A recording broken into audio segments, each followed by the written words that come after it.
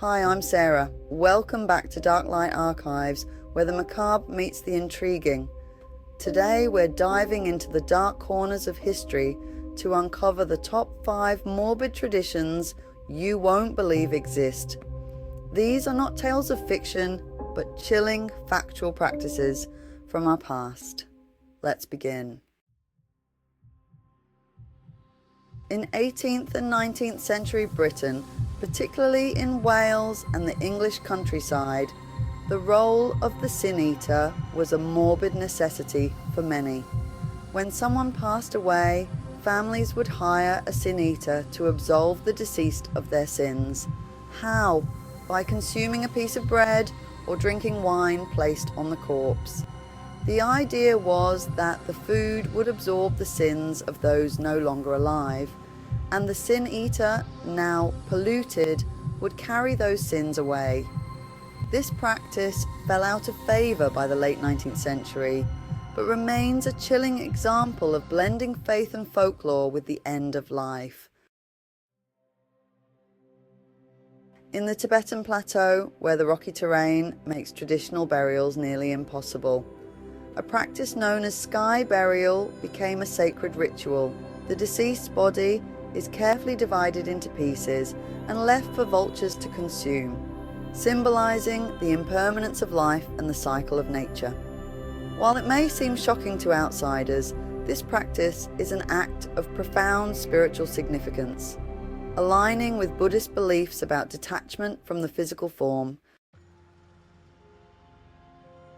During the Victorian era, the end of life wasn't just mourned, it was photographed.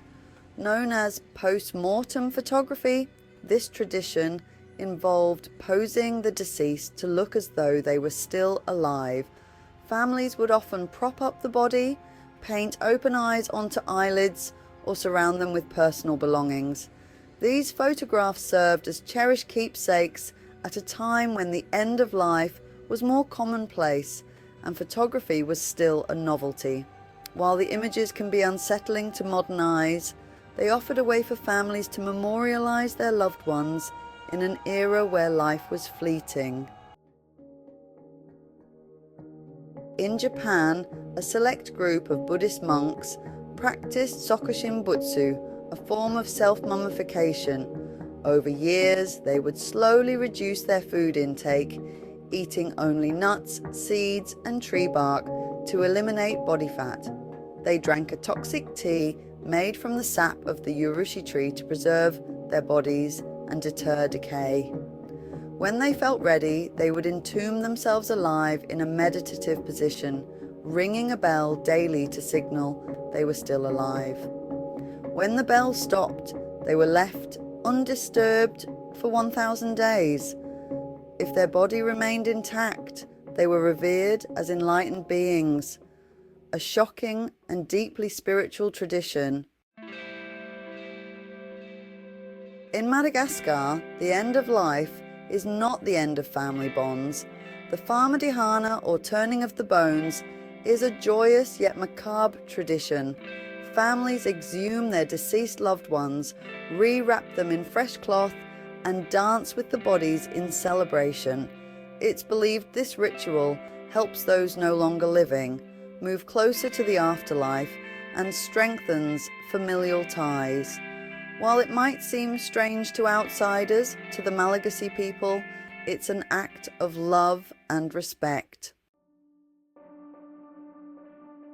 From sin eaters to sky burials, these traditions remind us of humanity's complex relationship with the end of life.